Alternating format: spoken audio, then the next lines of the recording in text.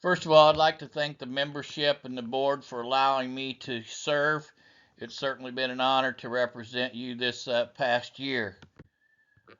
I think it's important that I also thank my parents for raising me right and allowing me to have the education to do these kinds of things.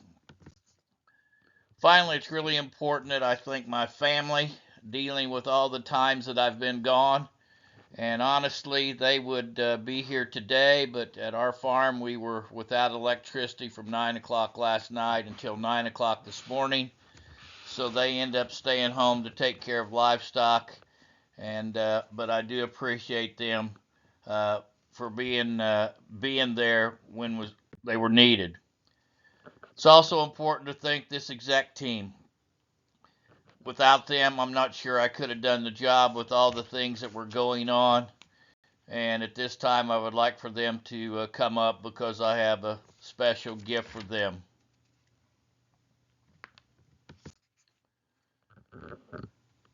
Interesting year with a complete change in staff since we lost Joe Moore, our exec that's been there for 16 or 17 years. Greg Kopke retired, and he had been there for 16 or 17 years. And then our two office gals, Emma Melcher and Megan Wiley. So we certainly had a changeover in staff during the year that I've been president. First of all, the task of replacing Joe, which I couldn't have done without a search committee. Then there was a call on the IBCA stance on mRNA vaccine for beef cattle, what our policy was. And it was really important that I spend some time with the NCBA staff, who was great to walk me through what my response should be for that. And then I was asked to sign some major contracts dealing with the HBC trade show and some other things, and always had to seek the approval of the exec team. I just wasn't comfortable for signing my name on things that were pretty costly. And then finally, dealing with legislators who wanted comments and support for certain bills, and it's certainly interesting to have conversation with those folks during my time as president. I was also afforded the opportunity to go to the Cattlemen's Beef Board orientation at the NCBA facility, and just a couple pictures there of the culinary center and I guess the war room that I call it, where they're tracking anything that deals with beef. And again, while I was there, it was kind of interesting. We had a cow having a calf. I was trying to watch on my phone and then give directions to the family. And Tim Swab pretty much told me I needed to put my phone away. But anyway, I did not. And they were able to pull that first calf on their own without me being on the farm. So another one of those instances where I was gone and they had the burden of the farm stuff. Had the opportunity to go to the Washington Legislative Conference, and I have to tell you the one most interesting story from that, a meeting with legislators halfway through one of the presentations, when we were talking about some things with beef and talked about the checkoff, and the legislator stopped me in mid-conversation and says, "You need to hold up a second." He said, "What is the checkoff?"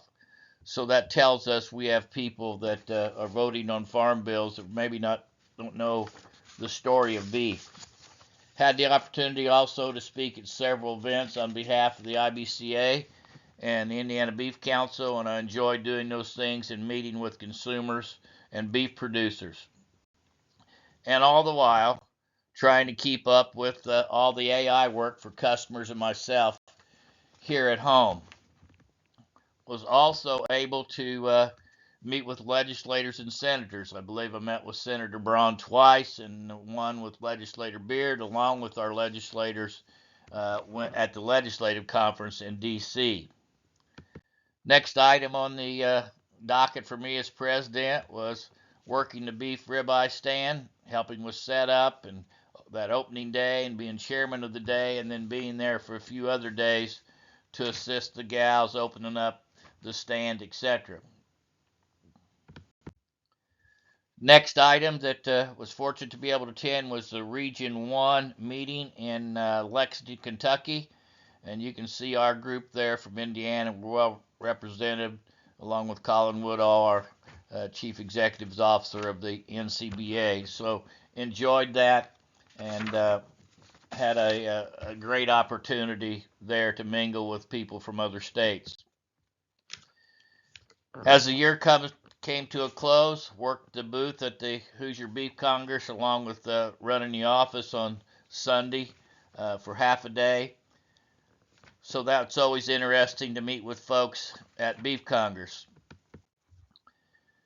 And then ending the year, it was attending the area meetings. In one picture there, I'm meeting with a young lady who's running to replace Jim Banks' position as a legislator in Indiana. And I believe that was at Whitley County at that area meeting. And I'm pretty proud of the fact that over 2 years, I was able to go to every area of the state of Indiana and our area meetings for the Beef Cattle Association. So that was quite a challenge to travel throughout the state.